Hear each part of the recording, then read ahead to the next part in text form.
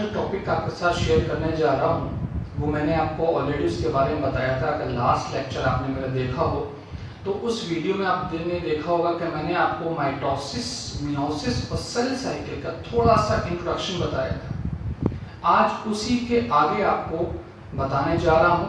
जैसे कि टॉपिक का नाम आपने देखा होगा लिखा हुआ, वो है cell division and cell cycle. तो देखिए, सबसे पहले सेल डिवीजन के टाइप्स ये मैंने ऑलरेडी मेंशन कर रखे हैं। There are two types of cell division, one is mitosis and other is meiosis. I think कि आपको इसके बारे में, डिफरेंस के बारे में ओरली मैंने बताया भी था कि what is the difference between mitosis and meiosis. ठीक है, अगर याद नहीं है तो हम आगे कभी लेक्चर में डिस्कस कर लेंगे। आज का जो है mitosis was discovered by W Fleming in 1882, 1882 में डिस्कवर किया था फ्लेमिंग ने। On the other hand, meiosis was discovered by Farmer and Moore in 1905.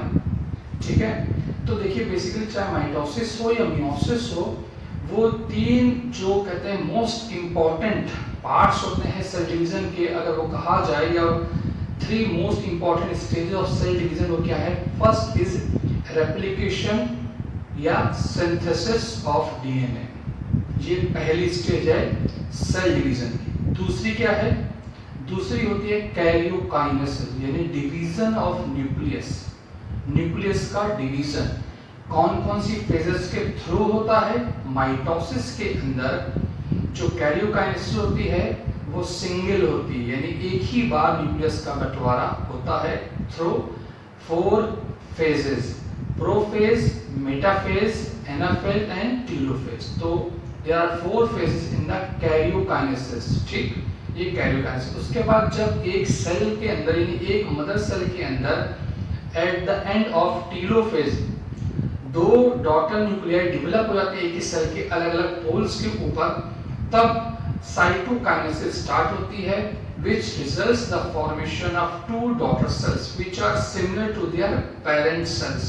यानी उनके अंदर भी नंबर ऑफ क्रोमोसोम या जेनेटिक मटेरियल बिल्कुल उनके पेरेंट्स के इक्वल ही रहेगा माइटोसिस सेल डिवीजन में। ठीक है, तो आज मैं बात करूंगा माइटोसिस सेल डिवीजन की और सेल साइकिल की। उम्मीद है कि इस तरीके से जो मैंने चार्ट आपके लिए मेंटेन करा है, इस तरीके से आपने अभी तक सेल डिवीजन या सेल साइकिल को नहीं पढ़ा होगा। मुझे ये पैटर्न बेइंतहा इजी लगता है स्टूडेंट्स के लिए। बेसिकली जो +2 के स्टूडेंट्स हैं उनके लिए भी बहुत इजी होने वाला है आज का लेक्चर। तो let's start without any delay.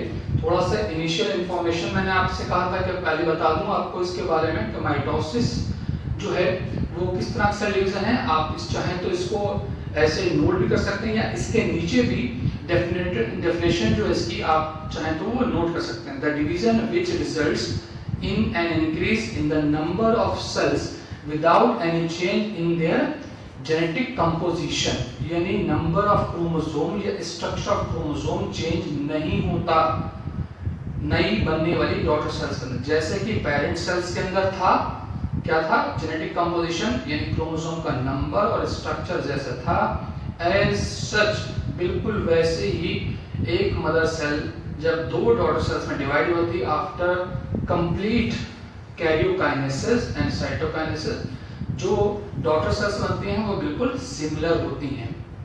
2 daughter cells का फॉर्मेशन होता है माइटोसिस सेल में, एक मदर सेल से 2 डॉटर सेल्स का फॉर्मेशन होगा। तो चलिए आगे बढ़ते हैं। अब बात करते हैं सेल साइकिल की। सेल साइकिल क्या चीज है? देखिए, सबसे पहले इसको डिफाइन करते हैं। The sequence of events which occur between the formation of cell, कैसे सुनिए, the sequence of events which occur between the formation of the cell and its division into daughter cells, यानी जो सीक्वेंशियल या cyclic arrangement है different phases का, उसको हम cell cycle बोलते हैं। Howard and Pelc, HOWARD, Howard and PELC, Pelc proposed 4 periods in the cell cycle, जिसको आप G1, S, G2 and M phase के नाम से जानते हैं। वो जो फेजेस के जो पीरियड्स जो थे 4 पीरियड्स, वो नेम दिए थे हॉवर्ड एंड पेल्क ने दिए थे। बेसिकली सेल साइकिल के अंदर there are 3 major parts, which is first is interphase, then mitosis and cytokinesis. ठीक है, पहले कौन से है? सबसे पहला है इंटरफेस। तो इंटरफेस क्या चीज है? कौन सी ऐसी स्टेज है सेल डिवीजन की जिसको इंटरफेस कहा जाता है? इसको जो है कहते हैं कि मेटाबॉलिकली मोस्ट एक्टिव फेज माना जाना चाहिए, क्योंकि इस स्टेज में या इस पार्ट में ही सेल की पूरी प्रिपरेशन हो जाती है सेल डिवीजन के लिए, यानी cell is ready to divide in this interphase. इसको इंटरफेस के अंदर देयर आर 4 पीरियड्स जो यहां मेंशन करे गए हैं। इंटरफेस के अंदर यहां देखिए, अब सेल साइकिल को किस तरीके से मैंने यहां पार्ट्स ऑफ सेल साइकिल एक हेडिंग दी है, फिर है फेजेस, फिर है events within the cell, यानी सेल के अंदर वो इवेंट्स, वो स्ट्रक्चर कैसे डेवलप होते हैं। फॉर एग्जांपल इंटरफेस, इंटरफेस जो है वो कितने पार्ट्स में डिवाइड है? 3 पार्ट्स में। G1 फेज जिसे कहा जाता है, या pre DNA synthesis. G1 phase बोले, फर्स्ट गैप पीरियड बोलते हैं लोग इसको। तो प्री डीएनए सिंथेसिस, इसका जो ड्यूरेशन है वो मैंने नीचे मेंशन कर दिया है, 5 to 9 आवर्स। ठीक, मैं इस तरीके से पूरी सेल साइकिल को आपको पढ़ाने वाला हूं। आपने सेल साइकिल के जो स्ट्रक्चर्स हैं वो साइक्लिक मैनर में आपने इस तरीके से बहुत से स्ट्रक्चर्स देखे होंगे सेल साइकिल के। अगर आप चाहते हैं इस तरह से बनाना तो नो डाउट आपको ये सारी चीजें बना लेना चाहिए, सारे स्ट्रक्चर्स। मैं इस साइक्लिक मैनर को, यानी कौन सी सेल साइकिल को एक ग्राफिकल या एक बहुत सिंपल चार्ट के थ्रू बताने जा रहा हूं, समझाने की कोशिश है। अगर आपको ये डायग्राम बनाने के बाद इसको पढ़ लेंगे तो बहुत इजी हो जाएगा सेल साइकिल को डिस्क्राइब करना। तो देखिए फिर से बता दूं, सेल साइकिल के अंदर 3 फेजेस हैं, इंटरफेज, माइटोसिस एंड साइटोकाइनेसिस। ठीक, अब सेल साइकिल की जो इंटरफेज है उसके अंदर अदर जो सब फेजेस हैं, या आप कह सकते हैं अलग अलग पीरियड्स हैं। तो वो पीरियड्स किस तरीके से डिस्क्राइब करते हैं? G1 जिसको मैंने लिखा है 5 to 9 आवर्स होता है, इसका ड्यूरेशन जो है ये सबसे ज्यादा लंबी जो ड्यूरेशन की फेज होती है वो G1 फेज होती है। ये ऐसे प्री डीएनए सिंथेसिस लिखा जाता है। अब इस फेज में क्या क्या होता है देखिए, यहाँ मैंने मेंशन करता है सेल मेटाबॉलिक रेट हाई, यानी सेल का मेटाबॉलिक रेट बहुत हाई हो जाता है। Structural and functional protein comma RNA and ribosomes are synthesized in this period.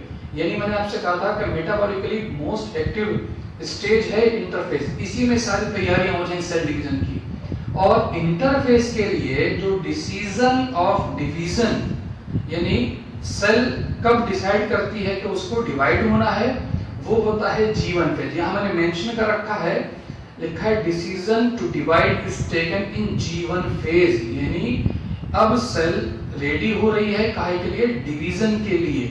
ठीक है, सेकंड स्टेज या सेकंड पीरियड S फेज जिसे कहा जाता है, इसको सिंथेसिस फेज भी बोलते हैं, इसको डीएनए सिंथेसिस कहते हैं, क्योंकि इस फेज के अंदर ही डीएनए की सिंथेसिस होती है, या यूं कहा जाए कि डीएनए का रेप्लिकेशन होता है। तो डीएनए सिंथेसिस का जो ड्यूरेशन यहां मेंशन कर रखा मैंने 6 to 9 आवर्स, 6 से 9 घंटे की ये फेज होती है। इसमें इस स्टेज में क्या लिखा है? रेप्लिकेशन ऑफ डीएनए या synthesis of DNA takes place. ठीक है, चाहे तो आप सिर्फ पॉइंट्स में लिख सकते हैं या इसको एक पैराग्राफ के फॉर्म में यहाँ लिख सकते हैं, मैंने पॉइंट्स की फॉर्म में लिख रखा है।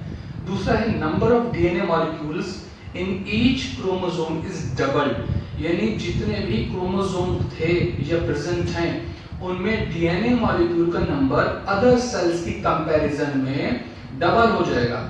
उस सेल के अंदर मटेरियल डबल होगा जिस सेल में डिवीजन स्टार्ट होने जा रहा है, या यूं कह सकते हैं कि बाकी सभी सेल्स में डीएनए पाया जाएगा जितना नॉर्मली होता है, लेकिन अगर किसी भी सेल के अंदर डीएनए का अमाउंट डबल हो जाए तो it means the cell is ready to divide, ये कहा जाता है। यानी अब इस सेल के अंदर, इस फेज के अंदर कभी भी माइटोसिस स्टार्ट हो सकती है, या यूं कहा जाए कैरियोकाइनेसिस स्टार्ट हो सकती है।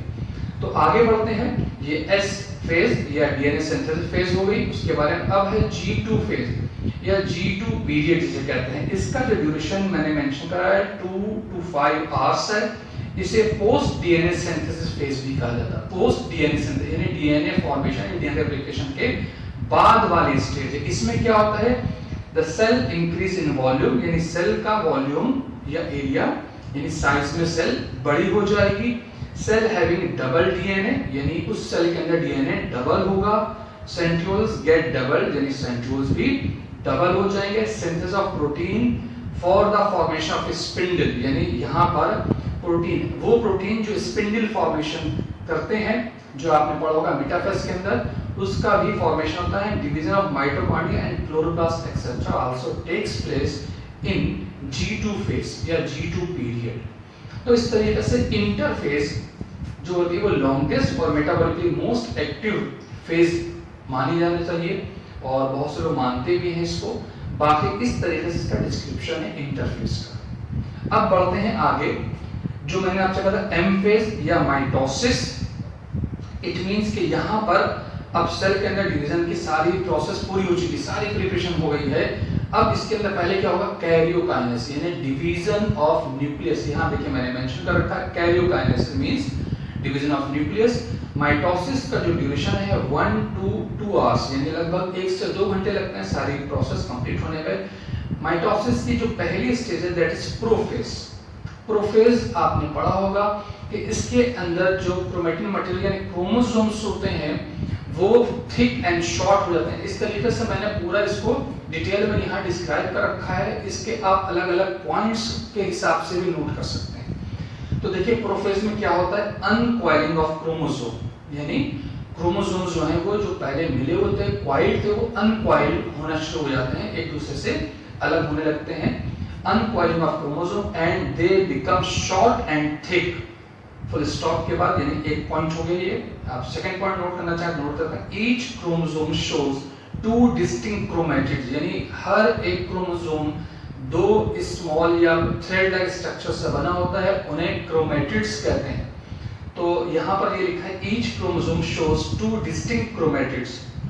नेक्स्ट पॉइंट लिख सकते हैं या फुल स्टॉप के बाद, टुवर्ड्स द एंड ऑफ, जो प्रोफेज के लास्ट में है, towards the end of the prophase nuclear membrane and nucleolus disappear, यानी जो क्रोमोसोम से वो ओपन हो जाएंगे। क्यों? क्योंकि उसकी न्यूक्लियर मेम्ब्रेन और न्यूक्लियोलस डिसअपीयर हो जाते हैं at the end of the prophase. Now come to the metaphase stage. Metaphase stage की जो सबसे इंपॉर्टेंट स्ट्रक्चर आपने देखे होंगे, जो माइटोसिस सेल डिवीजन के, अगर आपने ये सारी स्टेजेस पढ़ी हैं और माइटोसिस सेल डिवीजन के आपने इस तरह से कुछ स्ट्रक्चर्स देखे होंगे, सेल डिवीजन किस तरीके से दिखाया जाता है, माइटोसिस सेल डिवीजन बेसिकली किस तरीके से दिखाया जाता है, वो आप चाहें तो इस तरीके से दिखा सकते हैं, उनके डायग्राम बना सकते हैं। मैंने आपसे कहा था कि मैं हर चीज को बहुत सिंपल तरीके से बताने की कोशिश कर रहा हूं। अगर आपको ये मेथड या ये डायग्राम इजी लगते हैं तो आप बनाना जरूर सीखें, इसको जरूर बनाइएगा। लेकिन साथ ही साथ वो सारी थ्योरी जो बहुत लेंदी है उसको एक शॉर्ट समरी या शॉर्ट चार्ट की फॉर्म में, जैसे मैंने यहाँ मेंशन कर रखा है, वो आप नोट कर सकते हैं। बहुत ज़्यादा डिटेल में नहीं लिखे, जो इंपॉर्टेंट चीज़ें हैं वो सारी यहाँ मैंने मेंशन कर रखी ऑलरेडी। फिर से आपको बता दूँ प्रोफेज की सारे स्ट्रक्चर। अब मेटाफेज के बारे में बता रहा हूँ, जहाँ पर आपने देखा होगा सारे क्रोमोसोम्स जो हैं डायग्राम में जैसे आपको दिखाया गया है, सारे क्रोमोसोम्स जो हैं वो सेंटर यानी इक्वेटोरियल प्लेट, इक्वेटोरियल लाइन या सेंट्रल लाइन पे आ जाते हैं सेल के, ठीक है। तो उस तरीके से सारे जब सेंटर पहुंचते हैं तो वहां पर 2 अपोजिट पोल्स के बीच में स्पिंडल का फॉर्मेशन स्टार्ट होता है। तो देखिए मेटाफेज की पहचान क्या है, arrangement of chromosome on equatorial plate, ये पहला पॉइंट लिख सकते हैं। Arrangement of chromosome on equatorial plate, spindle formation takes place, ये दूसरा पॉइंट हो जाएगा मेटाफेज के लिए। अगर पॉइंट के अकॉर्डिंग आप पॉइंट वाइज लिखना चाहते हैं, spindle fibres get attached to the centromere of the chromosome, यानी आपने जो डायग्राम देखा है मेटाफेज का, उसमें जो स्पिंडल फाइबर्स हैं किससे अटैच हैं, क्रोमोसोम के क्रोमैटिड्स के सेंट्रियोल से अटैच हो जाते हैं ताकि वो उनको अलग अलग पोल्स की तरफ खींच सकें। जो नेक्स्ट स्टेज है वो है एनाफेज। जो मैंने आपसे कहा कि स्पिंडल फाइबर्स जो हैं, अगर आप डायग्राम में देखेंगे एनाफेज के डायग्राम में अगर आप देखें तो जो स्पिंडल फाइबर्स हैं वो किससे, सेंट्रियोल से क्रोमैटिड्स के अटैच हो जाते हैं और उनको अलग अलग पोल्स की तरफ वो खींचते हैं, कंस्ट्रक्शन शुरू हो जाता है उनका। जब वो खींचते हैं तो वो एक दूसरे से सेपरेट हो जाते हैं, थ्रू सेंट्रियोल्स के थ्रू सेपरेट होते हैं। क्रोमैटिड्स होते हैं जिन्हें जो है क्रोमोसोम माना जाता है, ठीक है। तो देखिए अब क्या होता है कि एनाफेज के अंदर क्या होता है, क्रोमोसोम डिवाइड, दैट इज कहां से डिवाइड, क्रोमोसोम के अंदर बंटवारा। ऐसा नहीं कि आप हाफ हो जाएगा नंबर ऑफ क्रोमोसोम, हाफ नहीं होता, या मैंने क्लियर मेंशन करा है, chromosome divide that is the centromere splits into two sister chromatids और daughter chromosome, जिसको हम लोग chromatids बोलते हैं, उसको daughter chromosome भी बोला जा सकता है। तो फिर से पढ़ रहा हूं, chromosome divide that is centromere splits into two sister chromatids or daughter chromosomes, movement of each chromosome towards opposite poles, यानी जब स्पिंडल फाइबर्स एक दूसरे को खींचते हैं सेंट्रोमियर से, जो डॉटर क्रोमैटिड्स होते हैं, ये डॉटर क्रोमोसोम्स होते हैं, वो अलग अलग पोल्स की तरफ मूव कर जाते हैं, बढ़ जाते हैं। जो फोर्थ स्टेज है वो है टीलोफेज। एनाफेज के खत्म होने के बाद टीलोफेज स्टार्ट होती है। टीलोफेज स्टार्ट होने पर क्या होता है कि अगर आप फिर से मैं कहूं कि डायग्रामेटिकली अगर आपने देखा होगा कि टीलोफेज के एंड में क्या होता है कि क्रोमोसोम्स या डॉटर क्रोमोसोम होते हैं,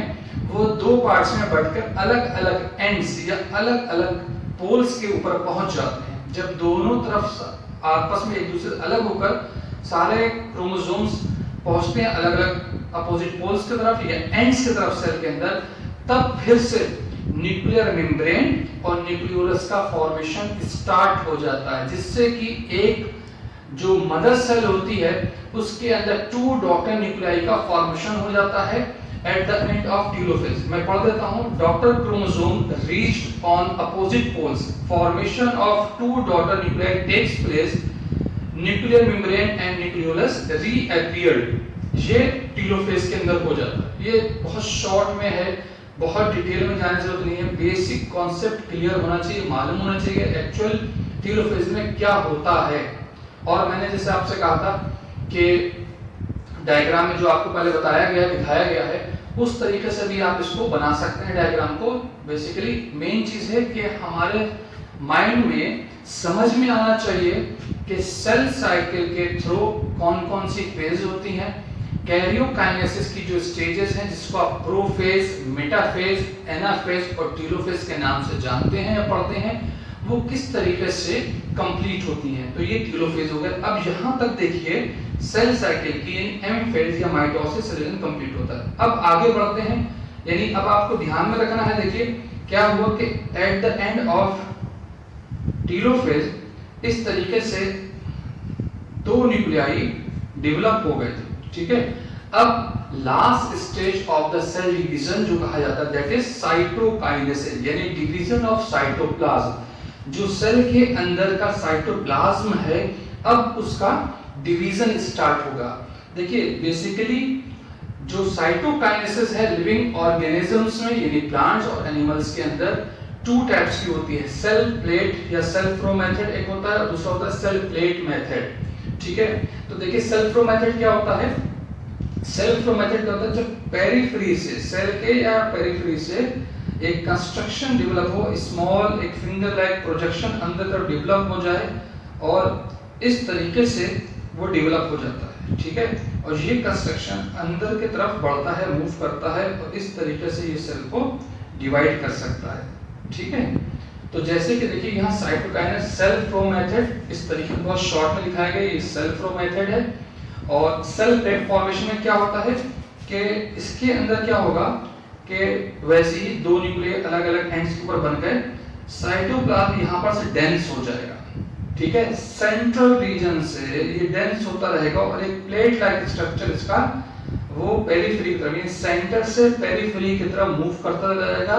और एट द एंड क्या होगा कि one mother cell produce two daughter cells which are similar या like to their parent cell या मदर सेल की तरह होगी। तो इस तरीके से सेल फ्लो मेथड यहाँ दिखाया गया और सेल प्लेट मेथड यहाँ नीचे दिखाया गया है। जब साइटोकाइनेसिस कंप्लीट हो जाती है और कैरियोकाइनेसिस यानी टीलोफेज जैसे ही कंप्लीट होती है उसके बाद ही साइटोकाइनेसिस स्टार्ट हो जाती है। और साइटोकाइनेसिस कंप्लीट हो जाने के बाद एक मदर सेल लगभग दो इक्वल डॉटर सेल्स प्रोड्यूस करती है, जिसके अंदर पाया जाने वाला जेनेटिक कंपोजिशन बिल्कुल उसकी पेरेंट सेल की तरह होता है। तो इस तरीके से अगर आप सेल डिवीजन को बहुत इंटरेस्टिंग वे में पढ़ना चाहते हैं तो मेरे लेक्चर को एंड तक सुनिए, और अगर आपके समझ में आ जाता है तो ये मेरे लिए बहुत अच्छी बात होगी कि आपको बहुत इजी वे में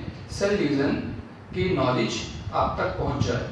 तो अगला जो क्लास में जब लूंगा आपके लिए, तो आज मैंने सेल डिवीजन में आपको सेल साइकिल एंड जो माइटोसिस सेल डिवीजन है उसकी डिफरेंट फेजेस के बारे में बताया।